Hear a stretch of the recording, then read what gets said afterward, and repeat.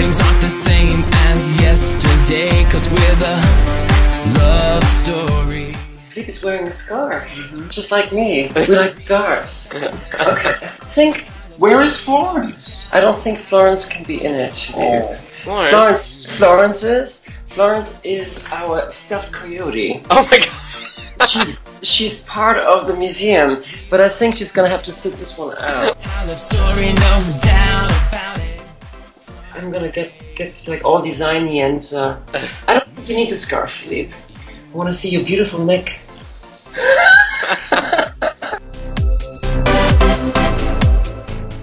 Well, guys, thank you so much for taking time to be part of my love story project. This is a very cool experience for me, and I'll tell you why in a second. But before, do you mind telling everybody your names? Sure, you start. Hi, I'm Filip Noterdaeme. And I'm Daniel J. Isengart. Well, this is incredibly special to me because there are a few times in your life when you meet somebody and it affects you greatly. And I met the two of you because a mutual friend, Zach Utko, invited me to the release party for Filip's book, The Autobiography of Daniel J. Isengart. That's right. And there's something that was in here that you wrote that actually applied to how I felt about the evening that I met the two of you. So I'm going to share that, if that's okay. So you write in the autobiography of Daniel J. Isengart, which is written by Filip. You just want to make that clear because the title is so confusing. It's fascinating.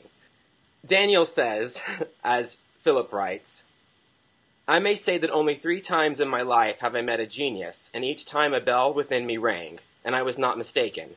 And I may say that in neither of these 3 cases was it ever necessary for anybody else to tell me so, as I recognized the quality in each of them instantly and on my own. The 3 people of whom I wish to speak are Filip Noterdaeme, Joey Arias, and Meow Meow. I have met many talented people, I have met some brilliant people, but I have only known 3 first-class geniuses, and in each case, on sight, within me something rang. In no one of these 3 cases have I been mistaken. That is how I felt the night of your book party. I felt like I was meeting 2 people who rang lots of bells. I was inspired. I was greatly affected by not only the book and the reading, but meeting the 2 of you, and I had the honor of meeting Joey and Meow Meow that night as well. Thank you so much. That's so sweet of you, and it was great to meet you that night. It was a fun night. It was a fantastic evening. I actually posted some pictures of you on the internet performing, and I didn't realize it, but apparently we look enough alike that people thought I was posting pictures of myself in those hot pants. There's something there, and I take that as a big compliment. Oh. Do you mind telling us about the evening that you met, or how you met? Sure. I'll tell you. So there was this little nightclub in the West Village called Bardot, which has since then closed. And this was a place where you had a very glamorous downtown crowd, a very international crowd. And I went and I sang a Sinatra song called The Best Is Yet to Come. And after I sang, this young man here came up to me and we started talking, and that was the beginning. And of course, we loved the fact that the title of the song was The Best Is Yet to Come, and it came. So, yeah, so we met there, yeah. Yes, it was love at first sight, at least on my side of things. I just knew, sort of common attraction, and the best did come. The best did come. I'm thinking about Gertrude Stein and Alice B. Toklas, who are essentially a presence throughout the book, since we filtered our own narrative through the autobiography of Alice B. Toklas. And Gertrude Stein wrote a text celebrating Alice B. Toklas already in 1910, in which she says this beautiful sentence about them being together. And she says this: trembling was all living, living was all loving, someone was then the other one.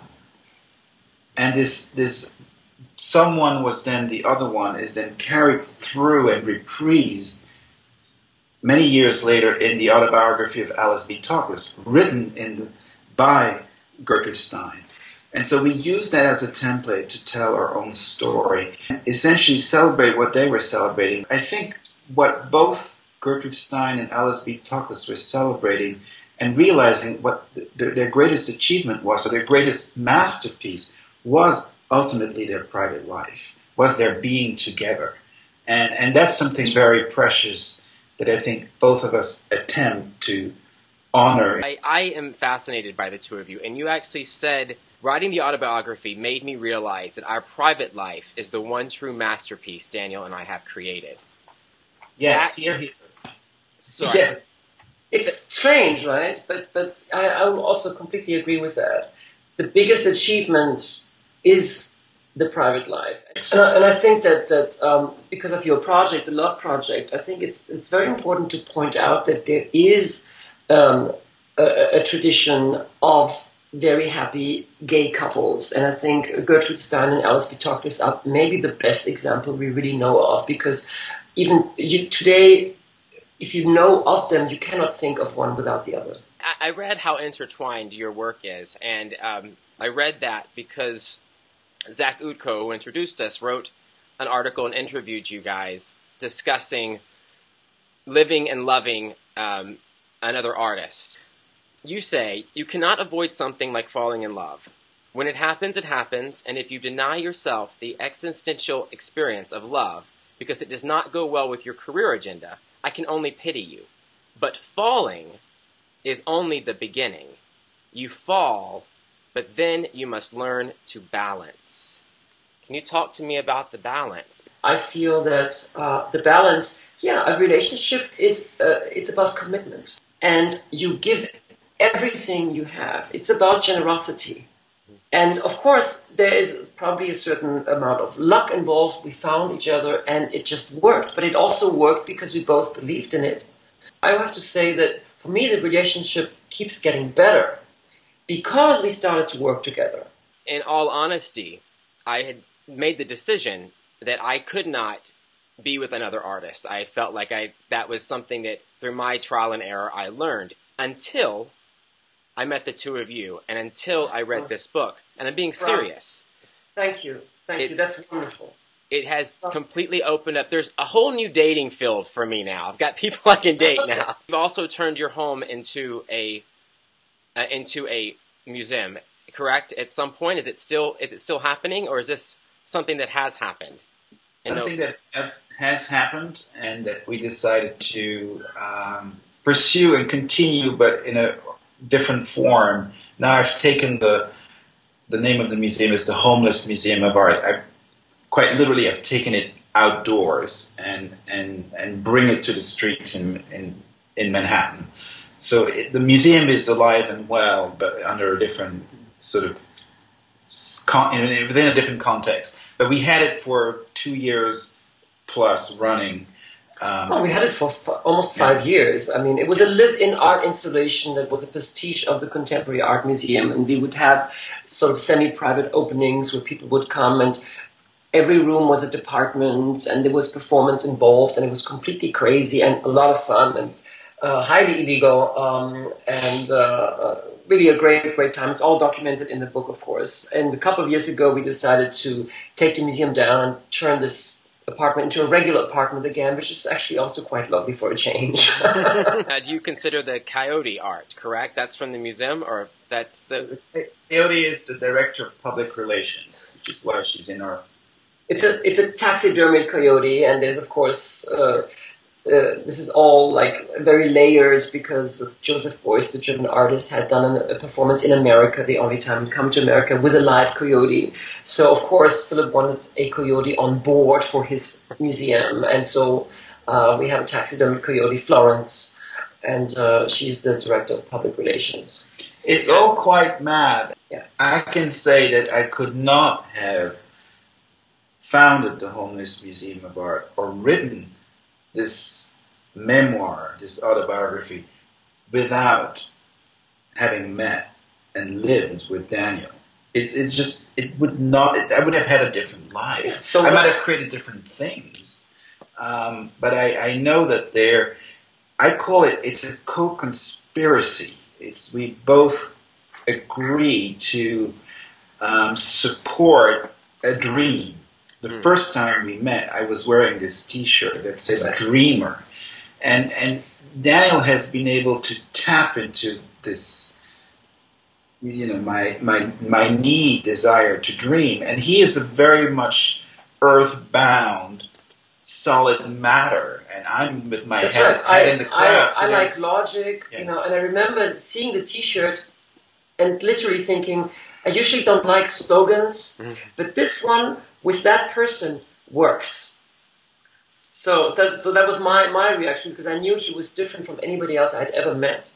And I also, just like he says that, I have influenced his own work, I have to say the same thing, because I'm a pretty straight person, but he has a way to tweak things and to shift the perspective with intelligence and humor, which for me are the two top qualities in any human being, and he has more of both than anybody else I know. Say, I'm a big dreamer, and I will take meetings, and people will say, agents will ask, what's your dream? And I'll say, are you ready? Like, are you ready for that answer? Because it's huge. It's massive. Because I never have understood a purpose in limiting your dreams, So when I read that about the dreamer on his T-shirt, it actually, it caught my attention as well, because, I don't know, I'm a dreamer, so I related to that. I'm sure many of your dreams will come true, because you am crazy enough to try.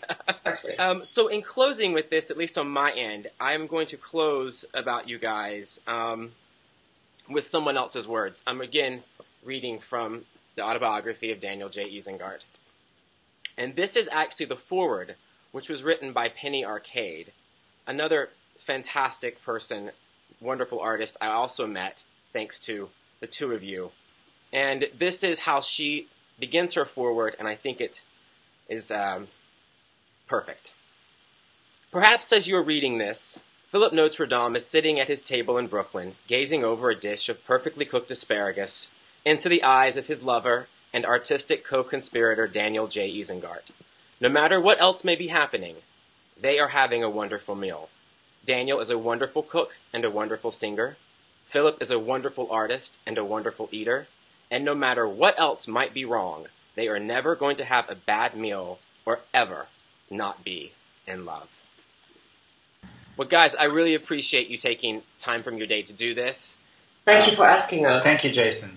All best of luck for this great project. I'm looking forward to continue being a part of it. And keep dreaming big. Thank you. I shall. You guys love on, and I will see you when I get back to New York. Totally. Okay. Fantastic. Thank you.